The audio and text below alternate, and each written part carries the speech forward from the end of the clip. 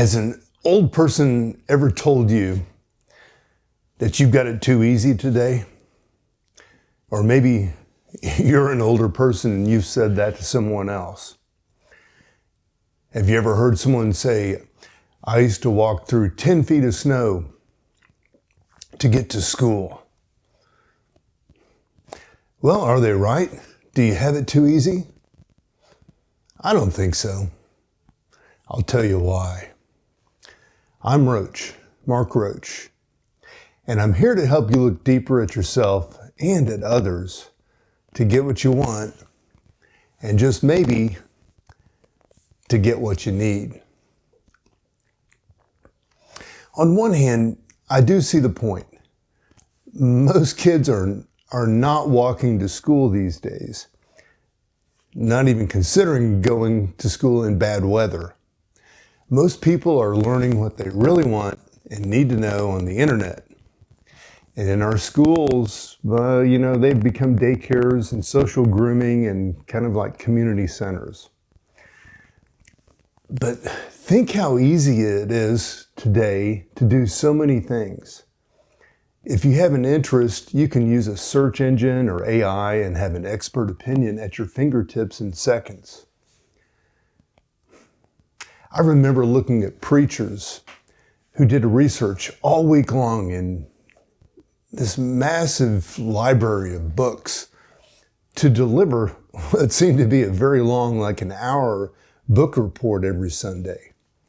And it took a lot of preparation on their part, preparation that took a lot of their time and focus and commitment. So, how about, before we had cars and you thought about going someplace, maybe the store, and maybe it was a 30-minute walk by foot. You thought twice before making that trip. It was going to cost you a lot of time and energy and effort, and you looked at the weather to see if it was going to rain or if it was going to be dry, and you wanted to make sure you had enough to justify the use of that much of your time and effort. Today we hop in the car and we run to the store and pick up, just a candy bar. Or better yet, we use an app to have it delivered to us in 15 minutes or maybe an hour. And you don't even have to leave your bed. Well, you might have to get up out of bed to go to the front door to pick it up where they dropped it off. So that is easy. And so there is a literal point about you got it easy. But what's the cost of that easy? Well, the cost is really what you make it. It really comes down to how are you using the efficiency, the benefits of the changes that we've had in our technology and in our society, and in some of the affluence that some of us have in our lives to make things a little more easy and simple. So it does come down to, are you making better choices? Since you can have coffee and donuts in bed without even leaving the house. Of course, this scenario does assume that you have the means to live like this. And for those of you that don't, this may be provoking some anger, but bear with me because there are some real benefits to the lifestyles that you may be closer to enjoying some longer term satisfaction that some of us may be missing out on. But I'm trying to point it out so that we can all understand each other a little bit better. There's a lot of people that are overextending themselves, living on credit and letting the next generation pick up the tab for it. And that's another matter, but really, but the point to consider is in this day and age, how invested are you in what you are doing? How invested are you in your relationships? And how certain are you that you're making meaningful choices in your life today? there was a time when choices had more consequence than they seem to have now. Easy has made it, well, just that, easy.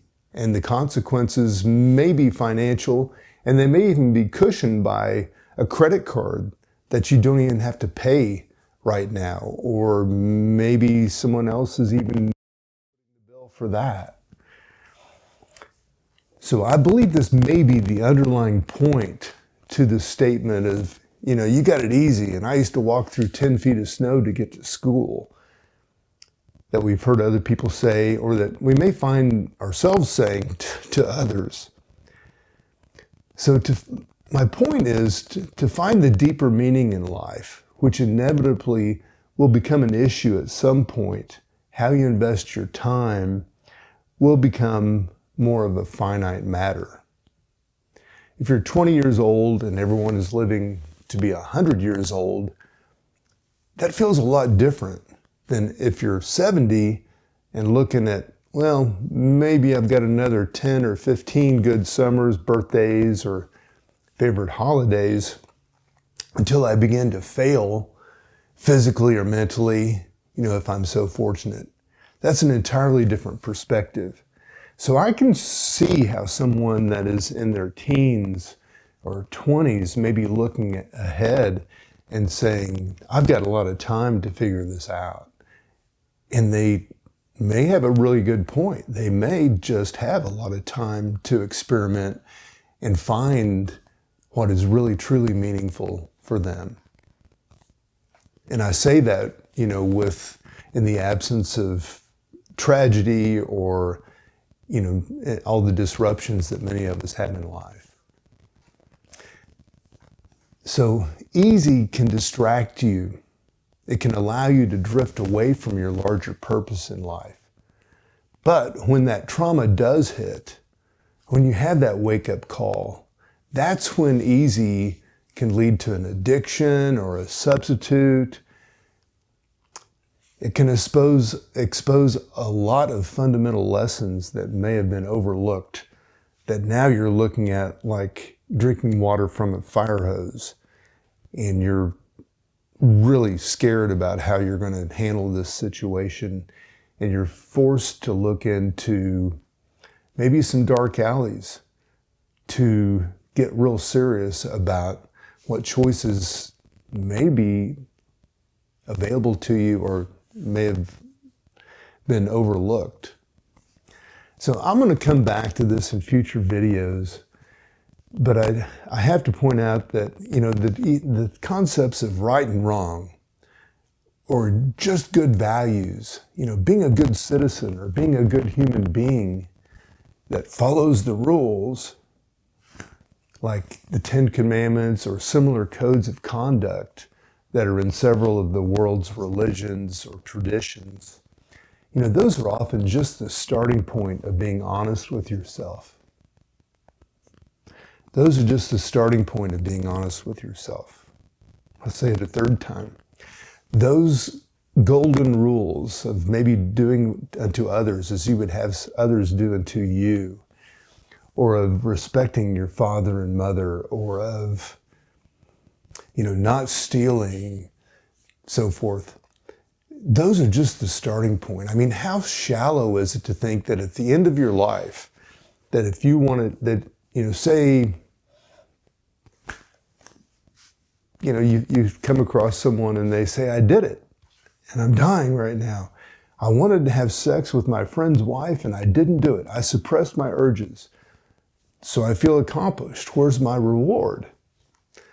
That sounds so silly, but we fight these battles with these, good and bad, and, can I have what I want, or is it, this and that? And I'm here to suggest that in the end,